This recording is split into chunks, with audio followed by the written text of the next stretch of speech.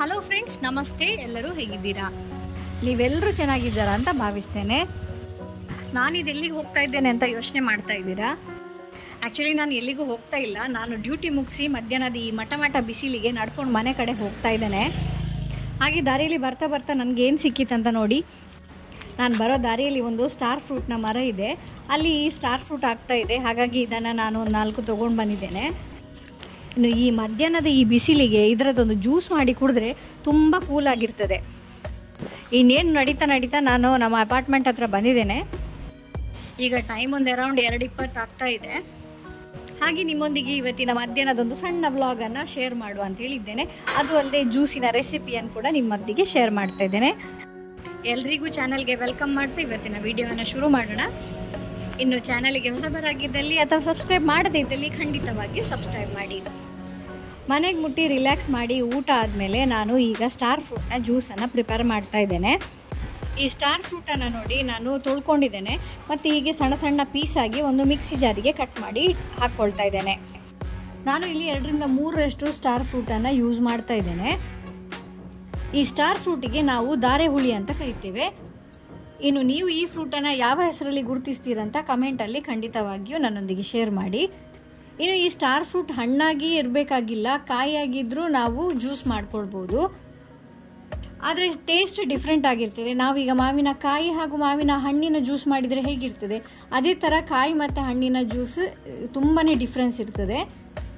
ಇನ್ನು ಈ ಜಾರಿಗೆ ನಾನೊಂದು 2 ಚಮಚ ಸಕ್ಕರೆ ಹಾಕಿ ಇದನ್ನು ನೋಡಿ ನೀರು ಹಾಕದೆ ಚಟ್ನಿ ಥರ ಇದನ್ನು ರುಬ್ಕೊಂಡಿದ್ದೇನೆ. ಇನ್ನು ಈಗ ಸ್ವಲ್ಪ ನೀರನ್ನು ಆ್ಯಡ್ ಮಾಡಿ ಇದನ್ನು ಮತ್ತೊಂದು ಸಲ ನಾನು ಗ್ರೈಂಡ್ ಮಾಡ್ಕೊಳ್ತೇನೆ. ಹೀಗೆ ಗ್ರೈಂಡ್ ಮಾಡಿ ರೆಡಿಯಾದ ಈ ಮಿಕ್ಸರನ್ನು ನಾವೀಗ ಸೋಸಿಕೊಳ್ಳೋಣ. ಒಂದು ಸ್ಟ್ರೈನರಲ್ಲಿ ನಾನೀಗ ಇದನ್ನು ಸೋಸಿಕೊಳ್ತೇನೆ. ಈಗ ಸೋಸಿ ಉಳಿಯುವಂಥ ಈ ಪೇಸ್ಟ್ನ ಮಿಕ್ಸರ್ ಇದೆಯಲ್ಲ, ಅದನ್ನು ಕೂಡ ಮತ್ತೆ ನಾನು ಸ್ವಲ್ಪ ನೀರು ಹಾಕಿ ರುಬ್ಕೊಂಡು ಮತ್ತೆ ಪುನಃ ಅದನ್ನು ಸೋಸ್ಕೊಳ್ತೇನೆ. ಹಾಗೆ ನಾನು ರಿಪೀಟಾಗಿ ಒಂದು 2ರಿಂದ 3 ಸಲ ಇದನ್ನು ರುಬ್ಕೊಂಡು ಸೋಸ್ಕೊಳ್ತೇನೆ. ಇದರಿಂದ ಫ್ರೂಟಲ್ಲಿ ಇರುವಂಥ ಎಲ್ಲ ರಸ ಕೂಡ ಎಕ್ಸ್ಟ್ರಾಕ್ಟ್ ಆಗಿ ನಿಮಗೆ ಸಿಗ್ತದೆ. ಕೊನೆಗೆ ಇದರ ಸಿಪ್ಪೆ ಹಾಗೂ ಸೀಡ್ಸನ್ನು ನಾವು ಡಿಸ್ಕಾರ್ಡ್ ಮಾಡಿಬಿಡ್ಬೋದು. ಸೊ ಸ್ಟ್ರೈನ್ ಮಾಡಿ ಉಳಿದಿರುವಂಥ ಈ ಪೇಸ್ಟ್ಗೆ ಮತ್ತೆ ನಾನು ನೀರು ಹಾಕ್ಕೊಳ್ತಾ ಇದ್ದೇನೆ. ಹಾಗೆ ಇದನ್ನು ಮತ್ತೊಮ್ಮೆ ಗ್ರೈಂಡ್ ಮಾಡಿ ನಾವು ಸ್ಟ್ರೈನ್ ಮಾಡ್ಕೊಳ್ಳೋಣ. ನಾನು ಮುಂಚೆ ನಮ್ಮ ಮನೇಲಿ ತುಂಬಾ ಸ್ಟಾರ್ ಫ್ರೂಟ್ ಅವೈಲೇಬಲ್ ಇತ್ತು. ಈಗ ಆದರೆ ನಾವು ಅಪಾರ್ಟ್ಮೆಂಟಲ್ಲಿರೋ ಕಾರಣ ನಮಗೆ ಸ್ಟಾರ್ ಫ್ರೂಟ್ ತುಂಬ ರೇರ್ ಆಗಿ ಹೋಗಿದೆ. ಇನ್ನು ಇನ್ ಕೇಸ್ ನಿಮ್ಮ ಹತ್ರ ಸ್ಟಾರ್ ಫ್ರೂಟ್ ಇದ್ದರೆ ಇದನ್ನು ತುಂಬ ಲಾಂಗ್ ಟೈಮ್ವರೆಗೆ ಸ್ಟೋರ್ ಮಾಡಲಿಕ್ಕೂ ಆಗ್ತದೆ. ಈ ಸ್ಟಾರ್ ಫ್ರೂಟನ್ನು ಕಟ್ ಮಾಡಿ ಒಂದು ಜಾರಲ್ಲಿ ಹಾಕಿ ಅದರಲ್ಲಿ ಸಕ್ಕರೆ ಹಾಕಿಬಿಟ್ಟು ನೀವು ಫ್ರಿಜ್ಜಲ್ಲಿ ಇಟ್ಬಿಟ್ರೆ ಯಾವಾಗ ಬೇಕು ಆವಾಗ ನೀವು ಅದನ್ನು ಗ್ರೈಂಡ್ ಮಾಡಿ ಜ್ಯೂಸ್ ಮಾಡ್ಕೊಳ್ಬೋದು. ನಿಮಗೆ ತುಂಬ ಸ್ಟಾರ್ ಫ್ರೂಟ್ ಸಿಗುತ್ತೆ ಅಂತ ಹೇಳಿದ್ದಲ್ಲಿ ಖಂಡಿತವಾಗಿಯೂ ಈ ರೆಸಿಪಿಯನ್ನು ಟ್ರೈ ಮಾಡಿ. ಇನ್ನು ನಾನು ಈ ಸ್ಟ್ರೈನ್ ಮಾಡಿದಂಥ ಈ ಕಾನ್ಸಂಟ್ರೇಟ್ ಆಗಿರುವಂಥ ಜ್ಯೂಸ್ ಇದೆಯಲ್ಲ, ಇದಕ್ಕೆ ಸುಮಾರು 3 ಗ್ಲಾಸಷ್ಟು ನಾನು ನೀರನ್ನು ಮಿಕ್ಸ್ ಮಾಡ್ಕೊಳ್ತೇನೆ. ಇನ್ನು ಇದಕ್ಕೆ ರುಚಿಗೆ ತಕ್ಕಷ್ಟು ಸ್ವಲ್ಪ ಉಪ್ಪು ಕೂಡ ನಾವು ಮಿಕ್ಸ್ ಮಾಡಬೇಕಾಗ್ತದೆ. ಇಲ್ಲಿ ಸಕ್ಕರೆ ನಾನು ಸ್ವಲ್ಪ ಕಮ್ಮಿಯೇ ಯೂಸ್ ಮಾಡಿದ್ದೇನೆ. ಯಾಕಂತೇಳಿದ್ರೆ ನಾವು ಹೆಲ್ದಿ ಡ್ರಿಂಕ್ ಮಾಡೋದಲ್ವಾ, ಹಾಗಾಗಿ ಸಕ್ಕರೆ ಬದಲಿಗೆ ನೀವು ಬೆಲ್ಲ ಕೂಡ ಯೂಸ್ ಮಾಡಬಹುದು. ಈ ಬೇಸಿಗೆ ಕಾಲಕ್ಕುಂಟಲ್ಲ, ಇದೊಂದು ತುಂಬ ಚೆನ್ನಾಗಿರುವ ಒಂದು ಜ್ಯೂಸ್. ಅದು ಅಲ್ಲದೆ ತುಂಬ ಹೆಲ್ದಿ ಆಗಿರುವಂಥದ್ದು. ಯಾಕಂದರೆ ಇದು ಒಂದು ಇಮ್ಯೂನ್ ಬೂಸ್ಟರ್ ಹಾಗೂ ಆ್ಯಂಟಿ ಆಕ್ಸಿಡೆಂಟ್. ಅದರ ಜೊತೆಗೆ ಇದರಲ್ಲಿ ವಿಟಮಿನ್ ಸಿ, ಬಿ ಹಾಗೂ ಸೋಡಿಯಂ, ಪೊಟ್ಯಾಷಿಯಂ ಎಲ್ಲ ಥರದ ಮಿನರಲ್ಸ್ ಕೂಡ ಇದೆ. ಇದರಿಂದ ನಿಮಗೆ ಡಿಹೈಡ್ರೇಷನ್ ಕೂಡ ಆಗೋದು ತಪ್ತದೆ.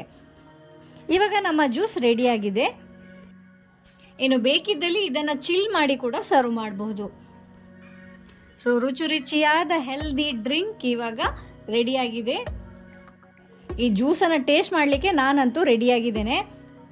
ನೀವು ಕೂಡ ಖಂಡಿತವಾಗಿಯೂ ಈ ರೆಸಿಪಿಯನ್ನು ಮನೇಲಿ ಟ್ರೈ ಮಾಡಿ ಹಾಗೂ ಅದರ ಟೇಸ್ಟ್ ಹೇಗಿತ್ತು ಅಂತ ಹೇಳಿ ಖಂಡಿತವಾಗಿಯೂ ನನಗೆ ಕಮೆಂಟಲ್ಲಿ ಮೆನ್ಷನ್ ಮಾಡಿ. ಜ್ಯೂಸನ್ನೆಲ್ಲ ಕುಡಿದಾದ್ಮೇಲೆ ಇವಾಗ ನಾನೊಂದು ಆರ್ಗನೈಸರನ್ನು ಅನ್ಬಾಕ್ಸಿಂಗ್ ಮಾಡ್ತಾ ಇದ್ದೇನೆ. ಆ್ಯಕ್ಚುಲಿ ಭಾಳ ದಿನದಿಂದ ನನಗೆ ಈ ಕಿಚನಿಗೆ ಒಂದು ಆರ್ಗನೈಸರ್ ಬೇಕಿತ್ತು. ಹಾಗಾಗಿ ನಾನು ಇದನ್ನು ಅಮೆಝಾನಿಂದ ಆನ್ಲೈನಲ್ಲಿ ಪರ್ಚೇಸ್ ಮಾಡ್ಕೊಂಡಿದ್ದೇನೆ. ಹೇಗೆ ಮೆನ್ಷನ್ ಮಾಡಿದ್ರು ಅದೇ ರೀತಿಯಲ್ಲಿ ನನಗೆ ಈ ರ್ಯಾಕ್ ಸಿಕ್ಕಿದೆ. ತುಂಬಾ ಚೆನ್ನಾಗಿರೋ ಕ್ವಾಲಿಟಿ, ಪ್ಯಾಕಿಂಗ್ ಕೂಡ ಅಷ್ಟು ಚೆನ್ನಾಗಿದೆ. ಯಾವುದೇ ಒಂದು ಡ್ಯಾಮೇಜ್ ಆಗದ ಹಾಗೆ ನೋಡಿ ಥರ್ಮೋಕಾಲ್ ಎಲ್ಲ ಇಟ್ಬಿಟ್ಟು ಚೆನ್ನಾಗಿ ಪ್ಯಾಕಿಂಗ್ ಮಾಡಿ ಕೊಟ್ಟಿದ್ದಾರೆ. ಐಟಮ್ ನೋಡ್ತಾ ಇದ್ದಾಗೆ ನನಗೆ ತುಂಬ ಖುಷಿ ಆಯಿತು. ಇದು ಒಂದು 3 ಟೈರ್ ಕಿಚನ್ ರ್ಯಾಕ್. ಇದರ ಲಿಂಕನ್ನು ನಾನು ಡಿಸ್ಕ್ರಿಪ್ಷನಲ್ಲಿ ಮೆನ್ಷನ್ ಮಾಡಿರ್ತೇನೆ. ನಿಮಗೆ ಈ ರ್ಯಾಕ್ ಇಷ್ಟ ಆದಲ್ಲಿ ಲಿಂಕನ್ನು ಚೆಕ್ ಮಾಡ್ಬೋದು. ಇದು ಒಂದು DIY ರ್ಯಾಕ್, ನಾವೇ ಫಿಟ್ ಮಾಡಬೇಕು. ಇನ್ನು ಇದಕ್ಕೆ ಬೇಕಾದಂಥ ಎಲ್ಲ ಬೋಲ್ಟ್ ನಟ್ಗಳನ್ನು ಕೂಡ ಇದರಲ್ಲಿ ಪ್ರೊವೈಡ್ ಮಾಡಿದ್ದಾರೆ. ಇದನ್ನು ಹೇಗೆ ಅಸೆಂಬಲ್ ಮಾಡೋದು ಅಂತ ಹೇಳಿ ಕೂಡ ಇದರಲ್ಲಿ ಡಿಸ್ಕ್ರಿಪ್ಷನ್ ಕೊಟ್ಟಿರ್ತಾರೆ. ತುಂಬ ಈಸಿಯಾಗಿ ಫಿಕ್ಸ್ ಆಗ್ತಾ ಇದೆ. ಇದು ಆಕ್ಚುಲಿ ಒಂದು ವುಡನ್ ಶೆಲ್ಫ್, ವುಡ್ ಕೂಡ ತುಂಬ ಚೆನ್ನಾಗಿದೆ. ನೀವು ನೋಡ್ಬೋದು, ನಾನೊಬ್ಳೆ ಇದನ್ನು ಆರಾಮಾಗಿ ಫಿಕ್ಸ್ ಮಾಡ್ಕೊಳ್ತಾ ಇದ್ದೇನೆ. ಕೇವಲ ಒಂದು ಸ್ಕ್ರೂ ಡ್ರೈವರ್ ಇದ್ರೆ ಸಾಕು, ನೀವು ಆರಾಮಾಗಿ ಇದನ್ನು ಫಿಕ್ಸ್ ಮಾಡ್ಕೊಳ್ಬಹುದು. ಈ ಶೆಲ್ಫ್ ನಾನು ಫಿಕ್ಸ್ ಮಾಡ್ತಾ ಇದ್ದಾಗೆ ತುಂಬಾ ಸ್ಟ್ರಾಂಗ್ ಅಂತ ಅನಿಸ್ತಾ ಇದೆ. ಸೊ ಶೆಲ್ಫನ್ನು ನಾನು ಪೂರ್ತಿಯಾಗಿ ನೋಡಿ ಈ ಥರ ಫಿಕ್ಸ್ ಮಾಡ್ಕೊಂಡಿದ್ದೇನೆ. ಈಗ ಇದು ಹೇಗೆ ಕಾಣಿಸ್ತಾ ಇದೆ ಅಂತ ನೋಡೋಣ. ತುಂಬ ಚೆನ್ನಾಗಿದೆ ಈ ಶೆಲ್ಫ್, ನನಗಂತೂ ತುಂಬ ಇಷ್ಟ ಆಯಿತು. ಇದರಲ್ಲಿ ಕೆಲವೊಂದು ಐಟಮ್ಸನ್ನು ನಾನೀಗ ಆರ್ಗನೈಸ್ ಮಾಡಿ ಇಟ್ಕೊಳ್ತಾ ಇದ್ದೇನೆ. ಕೆಳಗಿನ ರ್ಯಾಕಲ್ಲಿ ನಾನು ಹಾಟ್ ಪ್ಯಾಕ್ ಇಟ್ಕೊಂಡಿದ್ದೇನೆ. ಅದರ ಜೊತೆಗೆ ಒಂದು ಪ್ಲೇಟ್ ಆರ್ಗನೈಸರನ್ನು ಇಟ್ಬಿಟ್ಟು ಇದರಲ್ಲಿ ನಾನು ನನ್ನ ಸೆರಾಮಿಕ್ ಪ್ಲೇಟ್ಸನ್ನು ಆರ್ಗನೈಸ್ ಮಾಡಿ ಇಡ್ತಾ ಇದ್ದೇನೆ. ಆ್ಯಕ್ಚುಲಿ ಹೀಗೆ ಸೆರಾಮಿಕ್ಸ್ ಪ್ಲೇಟನ್ನು ಸ್ವಲ್ಪ ನಾನು ಹ್ಯಾಂಡಿಯಾಗಿ ಉಪಯೋಗಕ್ಕೆ ಬರಲಿ ಅಂತ ಹೇಳಿಬಿಟ್ಟು ಈ ಥರ ಆರ್ಗನೈಸ್ ಮಾಡಿ ಇಡ್ತಾ ಇದ್ದೇನೆ. ಇಲ್ಲ ಅಂತ ಹೇಳಿದರೆ ಅದನ್ನು ಒಳಗೆ ಕ್ಯಾಬಿನೆಟಲ್ಲಿ ಇಟ್ಬಿಟ್ರೆ ನನಗೆ ಅದನ್ನು ಯೂಸ್ ಮಾಡೋದೇ ಮರೆತು ಹೋಗುತ್ತೆ. ಅದು ಅಲ್ಲದೆ ಪ್ಲೇಟ್ ಆರ್ಗನೈಸರಲ್ಲಿ ನಾನು ಅದನ್ನು ಪ್ಲೇಸ್ ಮಾಡೋದ್ರಿಂದ ಅದು ಸೇಫ್ ಆಗಿ ಕೂಡ ಇರ್ತದೆ. ಇನ್ನು ನನ್ನ ಏರ್ ಫ್ರೈಯರ್ ಇದೆಯಲ್ಲ, ಇದಕ್ಕೆ ಪರ್ಫೆಕ್ಟ್ ಆಗಿರೋ ಒಂದು ಪ್ಲೇಸ್ ಬೇಕಿತ್ತು. ಹಾಗಾಗಿ ನಾನು ಈ ಆರ್ಗನೈಸರನ್ನು ಮೇಯ್ನಾಗಿ ಈ ಏರ್ ಫ್ರೈಯರ್ಗೋಸ್ಕರ ತೊಗೊಂಡಿರೋದು. ಇದನ್ನು ನಾನು ಈ ಸೆಕೆಂಡ್ ಶೆಲ್ಫಲ್ಲೇ ಇಟ್ಕೊಳ್ತೇನೆ. ಅಗತ್ಯ ಇದ್ದಾಗ ಇದನ್ನು ರಿಮೂವ್ ಮಾಡಿ ನಾನು ಇದನ್ನು ಯೂಸ್ ಮಾಡ್ಕೊಳ್ತೇನೆ. ಆ್ಯಕ್ಚುಲಿ ಈ ಏರ್ ಫ್ರೈಯರ್ ನನ್ನ ಕೌಂಟರ್ ಟಾಪಲ್ಲಿ ತುಂಬಾ ಸ್ಪೇಸನ್ನು ಆಕ್ಯುಪೈ ಮಾಡ್ತಾ ಇತ್ತು. ಹಾಗಾಗಿ ನಾನು ಈ ಆರ್ಗನೈಸರನ್ನು ಪರ್ಚೇಸ್ ಮಾಡಿಕೊಂಡೆ.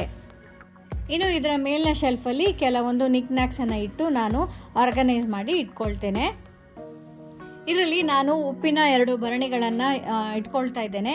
ಅದರ ಜೊತೆಗೆ ಯೂಸ್ ಮಾಡುವಂಥ ಕೆಲವೊಂದು ಡೆಕೋರೇಟಿವ್ ಐಟಮ್ ಕೂಡ ಇದರ ಮೇಲೆ ಇಟ್ಕೊಳ್ತಾ ಇದ್ದೇನೆ. ಇನ್ನು ನೀವು ನೋಡಿರ್ಬೋದು, ನನ್ನ ವಿಡಿಯೋದಲ್ಲಿ DIY ಮಾಡಿರುವಂಥ ಈ 2 ಡಬ್ಬಗಳನ್ನು ಕೂಡ ಇಲ್ಲಿ ನಾನು ಇಟ್ಕೊಳ್ತಾ ಇದ್ದೇನೆ. ಇನ್ನು ಫ್ರೆಂಡ್ಸ್, ಇವತ್ತಿನ ವಿಡಿಯೋನ ಇಲ್ಲಿಗೆ ಮುಗಿಸ್ತಾ ಮತ್ತೊಮ್ಮೆ ನಿಮ್ಮನ್ನು ಭೇಟಿ ಆಗ್ತೇನೆ. ಅಲ್ಲಿಯವರೆಗೂ ಟೇಕ್ ಕೇರ್ ಆ್ಯಂಡ್ ಬಾಯ್.